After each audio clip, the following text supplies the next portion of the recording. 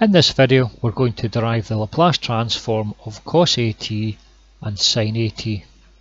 So let's start off with cos AT. The Laplace transform of cos AT equals the integral from 0 to infinity of e to the minus st times the cos AT by dt. We're going to use this identity, e to the I theta equals cos theta plus I sin theta.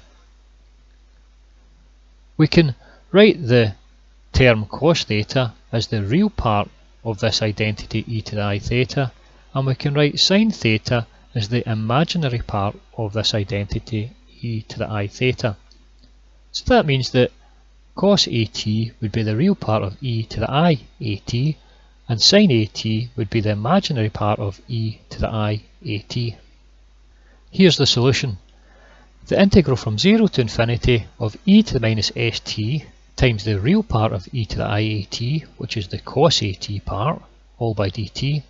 So that's the real part of the integral from 0 to infinity of e to the minus s minus IE times t by dt. We've just taken out the common factor of minus t from these here. So we've seen this integration before. All we do is take the exponent down underneath, so it's equal to the real part of e to the minus s minus IAT all upon minus s minus IA, all from 0 to infinity. So that's the real part of minus 1 upon s minus IA. And we've seen that as t tends to infinity, this top term here is going to tend towards 0, and as t tends towards 0, this term here is going to tend towards 1. So we'll have 0 minus 1. So the negative cancels with the negative, and we're just left with the real part of 1 upon s minus IA. So in order to get the real and imaginary parts here, we'll multiply by the complex conjugate, which is s plus IA upon s plus IA. So that means the real part, it will have the real part of s plus IA upon s squared plus a squared. So the real part of that is going to be s upon s squared plus a squared. So this here is the Laplace transform of the cos AT.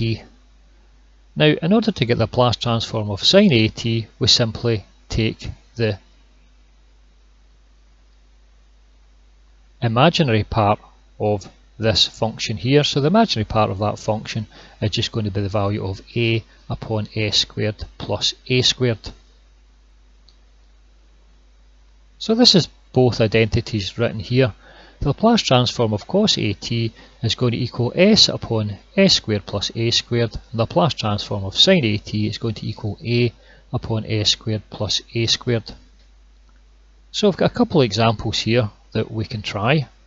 Laplace transform of cos 7t, well, that's going to equal our value of s upon s squared plus a squared. Well, a is 7, so a squared will be 49.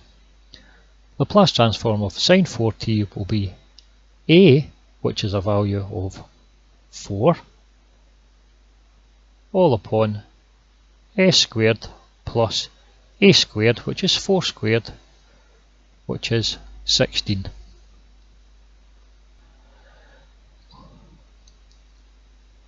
In summary then, we have another two transform pairs to add to our list. We have Laplace transform of cos AT is s upon s squared plus a squared, and Laplace transform of sin AT is a upon s squared plus a squared. Thank you for listening, and on the next video we'll look at some more Laplace transform pairs and we'll gradually build up this table. Goodbye.